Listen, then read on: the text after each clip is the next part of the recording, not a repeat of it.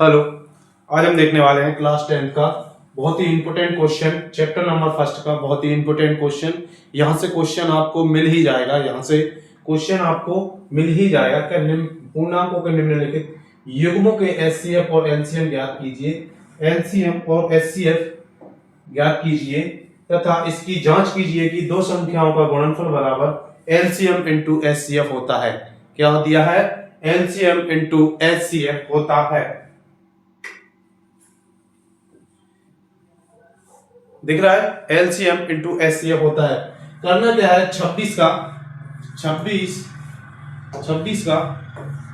और 91 का, 26 और 91 का पहले हम निकालेंगे एलसीएम, फिर निकालेंगे हम एचसीएफ, फिर निकालेंगे हम एचसीएफ। किसी को आता है क्या ये क्वेश्चन? यहां से आपको क्वेश्चन हर साल आपको 1-2 नंबर में क्वेश्चन मिल ही जाएगा। आपको यहां से आपके एग्जाम में क्वेश्चन मिल ही जाएगा। क्वेश्चन में सिर्फ एलसीएम और एचसीएफ निकालना ही काफी नहीं है। क्वेश्चन क्या बोल रहा है, क्वेश्चन की मेथड को समझना जरूरी है। क्वेश्चन में क्या बोला है? एलसीएम और एचसीएफ निकालिए और फिर इसके बाद इसकी जांच कीजिए कि दो संख्याओं का गुणनफल बराबर एलसीएम इंटू एचसीएफ होता है। ठीक है, एलसीएम इंटू एचसीएफ होता है। 26 और 91 का निकाला, पहले निकाला 91 का, 13 से कट जाएगा और किसी से कट नहीं रहा, 7 से कट जाएगा, 7 एकम 7, 7 तिया 21, फिर 13 एकम 13। कितनी बार गया? 91 का कितनी बार गया? 91 का कितनी बार कटा? 7 इंटू 13 इंटू 8, ये आया।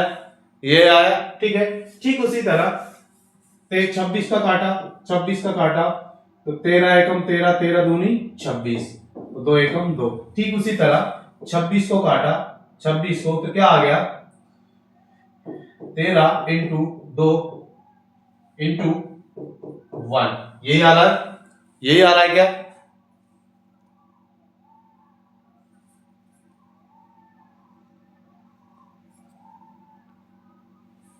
यही आ रहा है क्या? 13 इंटू 2 इंटू 1। ठीक है, अब ये आ गया 26 और 91 का। इधर करना क्या है? इधर देखना करना क्या है? इधर करना क्या है? 26 और 91 का कितना आया? 91 का कितना आया? 91 का आया आपका 7 इंटू 13 इंटू 1, और 26 का क्या आया आपका? 26 का आया है 13 इंटू 2 इंटू 1। तो यहां से आप देखना एलसीएम बराबर कितना आएगा और एचसीएफ बराबर कितना आएगा। एचसीएफ क्या रहता है? मेरे भाई देखना इसमें ये दो दिए हैं, दो उसमें दिए हैं, दो डब्बा में दिया है, दो पूर्णांक एचसीएफ और एचसीएफ ज्ञात कीजिए। इसमें दो वैल्यू दी है 26 और 91। अगर 3 दी रहती तो हम 3 का निकालते, इसलिए 2 दी है 26 और 91 का आया 7, 13 और 1, और 26 का आया 13, 2 और 1। ठीक है, दिख गया, हो गया। इसके बाद क्या होना है?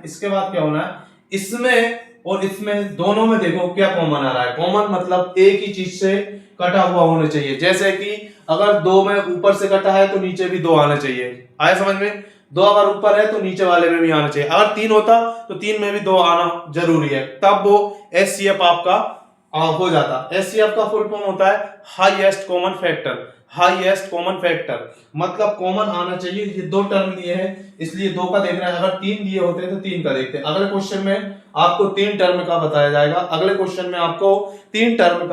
जाएगा। ठीक है, यहां से देखा 7 इसमें दिया, इसमें नहीं दिया, 13 इसमें दिया है, लेकिन 13 इसमें दिया है और इसमें दिया है, तो 13 हो जाएगा इसका एचसीएफ, और एक 1 इसमें दिया, इसमें दिया, और 1 हो जाएगा इसका एचसीएफ, यानी कि इसका एचसीएफ आ जाएगा 13। अब एलसीएम क्या आ जाएगा? 13 इंटू इधर कितना 7 इंटू 2, 13 दूनी 26, तो इसका क्या हो जाएगा? यहाँ से एलसीएम बराबर 26 इंटू 7, तो कितना होगा?